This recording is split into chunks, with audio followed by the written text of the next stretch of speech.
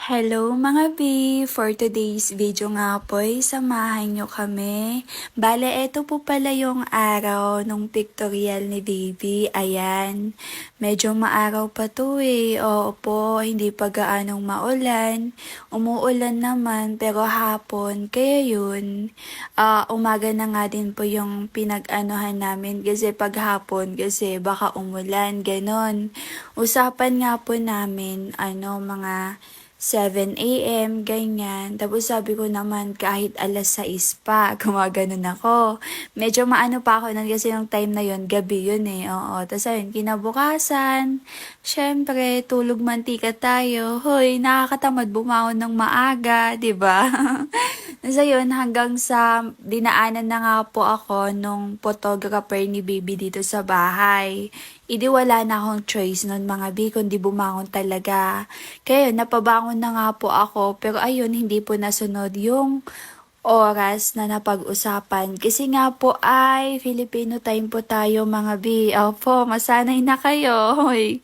Tapos ayun, pagkadating nga po namin sa bahay, ay naligo na din po muna kami. Pati din ako, syempre naman. Kasi medyo iba yung pakiramdam ko nun eh. Alam niyo yun, parang sapilitan talaga ako nun eh. Parang kasi kung ako talaga yung tutusin, gusto ko pang humiga, gusto ko pang matulog, ganyan. Pero ayun kasi, dahil pictorial ngayon ni Baby, abay, syempre, minsan ay kailangan din po natin mag-sacrifice. Hoy.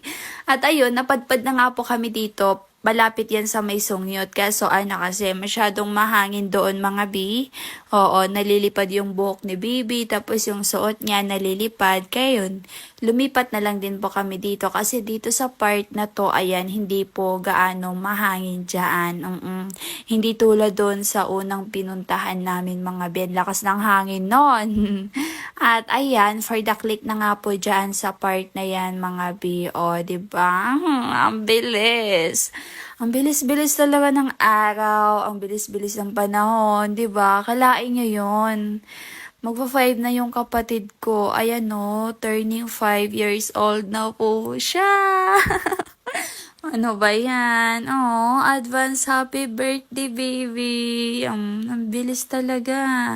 At ayan nga po mga B, medyo nahirapan kami na pangitiin siya. Oo. Hirap niya talagang pangitiin eh, no? Ano mo yun? Halos may stress na ako yan mga B. Pero ano mo yun? Siyempre, bata yan. Kaya kailangan talaga habaan natin yung pasensya natin dyan. Hoy. Tapos ayun, teka lang. Hoy, kunyari ako daw yung nagpipicture sa kanya. Oh, wait lang. Kunyari lang po yun. Siyempre, for the eme-eme lang naman. Ayan, habang nagpapahinga muna yung nagpipicture sa kanya. Tapos yung kapatid ko din, ayan, pinainom ko na muna dahil alam kong medyo na ano na din yan eh. Nauhaw na din, ganyan. Tapos ayan nga po yung laruan niya na binili ko, 'di ba? Para lang mapangiti siya. At ayun, nung nilabas nga po yung laruan niya na yun, napangiti naman siya dun sa part na yun. Pero hindi na siya nakatingin doon sa may camera, kundi sa laruan na siya nakatingin. Oo. Meron yun eh, kung makikita yun, yung in-upload ko bago ko to in-upload. Kasi meron yung in-upload ko na hindi ko na voice over like yung original video na talaga, yun na talaga yung in-upload ko. Tapos ayun na nga mga babe, pagkatapos nun, abay, syempre, magpipicture din po kami ng kapatid ko. Ay, bali na pa, ano pala kami niyan ng tela na white para daw yung kunwari, naglalaro siya, ganun, for the M&M, kunwari, nagpipiknik, huy, picnic. Tapos ayan, pinahiram na nga po namin yung white, ayan, hiniram lang po namin yung white na tela na yan, mga B. Ayan, thank you po sa nagpahiram. Tapos ayan, syempre magpipicture kami ng kapatid ko. Oo naman, para naman meron akong may upload. Hala, sige. Wala pala akong suot dyan na bra. Tapos yung suot ko pa na damit. O yun, punit. Pero hindi naman po halata dyan na wala akong suot na bra, no? Tsaka wala din po akong suot na tape. Uy, as in talaga wala akong nilagay. Pero huwag na kayong mag-alala kasi dito lang naman po yan sa amin eh. Opo. At ayun, napapayakap-yakap na nga lang po kami dyan ng kapatid ko. Wait lang. Teka lang ha. Ayusin ko lang po saglit yung buhok ko. Charis, ang pangit pala ng view dyan. Feel na feel ko pa man din dyan sa part na yan. Pero ang pangit pala ng pagkatayo ko dyan, no? Para lang ako nakatayo na na kawayan. Kutik, kawayan.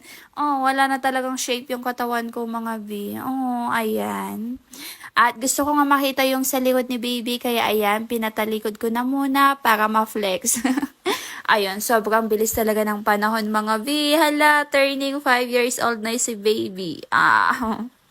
Tapos, malapit na siyang magdibo kapag 7 years old na. I got you, baby. Always.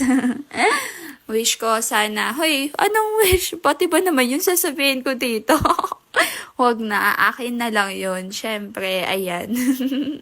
Sa amin na lang po yun.